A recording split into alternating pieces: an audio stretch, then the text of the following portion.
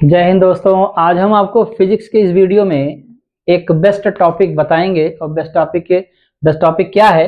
वो है चालक की धारिता, सुचालक की धारिता। चालक के बारे में सुन लीजिए, थोड़ा सा आपको बताते हैं। चालक एक ऐसा पदार्थ होता है जिसमें बिजली की सप्लाई हो सकती है, अच्छे तरीके से हो सकती है। तो ऐसे पदार्थ की बात कर रहे हैं जिसमें बिजली की सप्लाई हो सकती है। तो चलिए शुरू करते हैं इस वीडियो को। तो सबसे पहले मैं आपको बताऊं, इसमें धारिता शब्द हमें बताना है और वो भी चालक से जुड़ा होना चाहिए। तो कंडक्टर में चालक होता of capacitance, capacitance of a conductor, ठीक है। तो मतलब चालक की धारिता, कैपेसिटेंस बोलते हैं इंग्लिश में धारिता को, याद रखिएगा। इसके लिए आपको एक चालक लेना पड़ेगा जिसमें बिजली सप्लाई हो सकती है। चालक जैसा भी हो आप ले सकते हैं, तार के रूप में ले सकते हैं, धातु का गोला ले सकते हैं, आयताकार प्लेट ले सकते हैं, लेकिन उसमें बिजली सप्लाई होनी चाहिए, याद रखिएगा। मान लीजिए मैंने एक तार लिया, इस तार का नाम है PQ।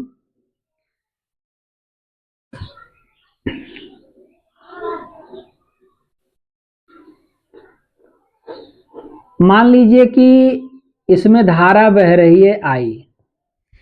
तो सबसे पहले हम आपको बताएंगे इस चालक में जो धारा बह रही है, तो बिना आवेश के धारा तो बहेगी नहीं ना, बिना विद्युत आवेश के चले जो है धारा तो बहेगी नहीं। मान लीजिए इस चालक में P से Q की ओर, इधर से इधर और इधर से इधर, चालक दोनों तरफ, इस चालक में दोनों तरफ से आवेश चलेंगे, P से Q की ओर और Q से P की ओर। तो टोटल आवेश मान लीजिए इसमें है Q कूलाम। कितने हैं? Q कूलाम इसमें जो चल रहे हैं। धारक दिशा में आपको पता है प्रोटॉन चलते हैं और धारक विपरीत दिशा में इलेक्ट्रॉन चलते हैं, आपको पता होना चाहिए, ये मैं बता चुका हूं। तो इस चालक में इधर से इधर अथवा इधर से इधर, याद रखिएगा, कुल आवेश की संख्या, जो आवेश चल रहे हैं, आवेश की संख्या नहीं बल्कि कुल आवेश कितने हैं, Q कूलाम, माने स्मॉल q कैपिटल Q कुछ भी मान सकते हैं, क्लियर। और इस चालक के सिरों का जो विभवांतर है वो कैपिटल V मान लेते हैं। तो मैंने विभवांतर क्या माना? Capital V। कुल आवेश Q कूलाम चल रहे हैं, Q कूलाम आवेश चल रहे हैं। तो इन दोनों के बीच अगर हम विभवांतर और आवेश के बीच संबंध की बात करें, चलिए Q को मैं उधर लिख दे रहा हूं। तो प्रयोगात्मक रूप से आपको पता है फिजिक्स में या जो भी साइंस से रिलेटेड सब्जेक्ट हैं, सब पर प्रैक्टिकल होता है, बिना प्रैक्टिकल का तो कुछ होगा नहीं। प्रयोगात्मक रूप से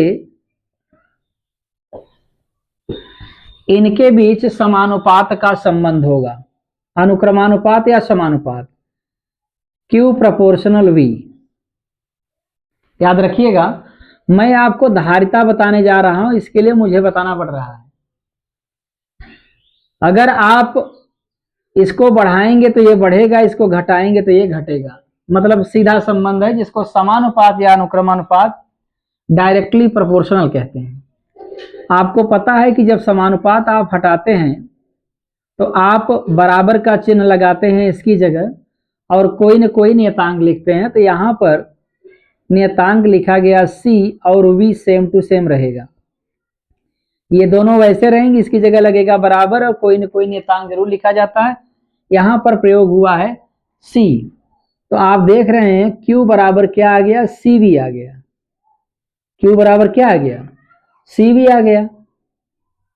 जहां C एक नियतांक है जिसे इस चालक तार के पदार्थ की धारिता कहते हैं।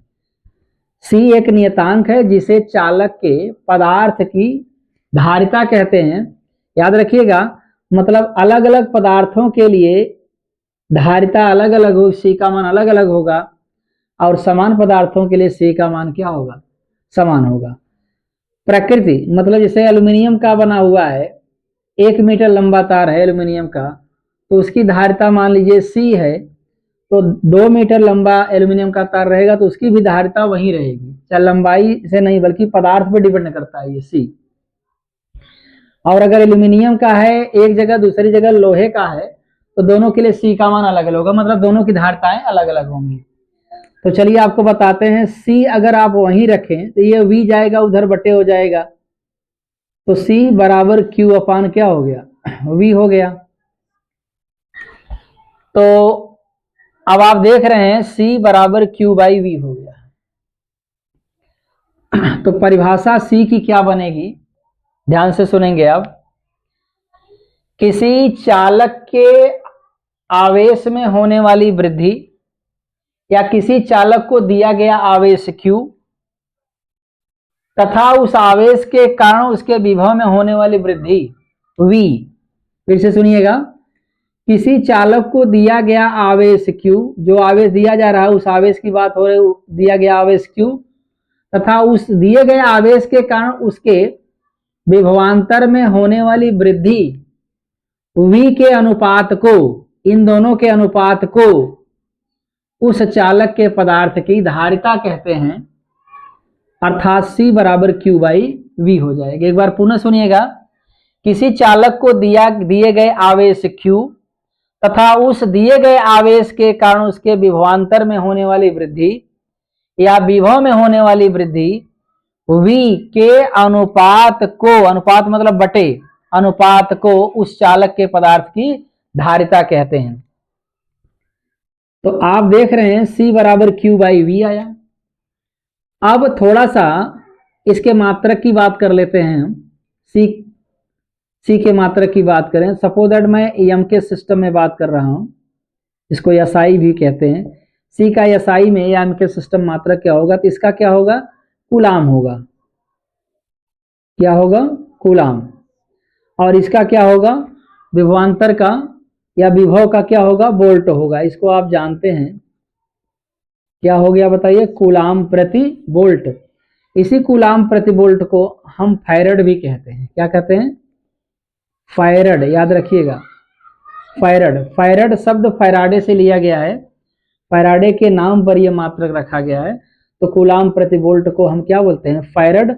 और फैरड को आप F से दर्शा सकते हैं, कैपिटल F से। याद रखिएगा, ये जो धारिता है चालक की, ये इसकी प्रकृति पर डिपेंड करती है, माने पदार्थ की, चालक की प्रकृति पर डिपेंड करती है। अलग अलग पदार्थों के लिए C का मान अलग अलग होगा, समान पदार्थों के लिए C का मान क्या होगा, समान होगा। लंबाई पे, द्रव्यमान पर ये निर्भर नहीं करता है C, ये Q और V पर डिपेंड करता है, याद रखिएगा। क्लियर। और Q और V ये पदार्थ की प्रकृति पर डिपेंड करते हैं। तो दोस्तों, आज मैंने आपको फिजिक्स के इस वीडियो में चालक की धारिता के बारे में बताया और साथ में इसका मात्रक भी बताया। उम्मीद करते हैं दोस्तों ये वीडियो आपको पसंद आया होगा। अगले वीडियो में आपसे फिर मिलेंगे, तब तक के लिए धन्यवाद।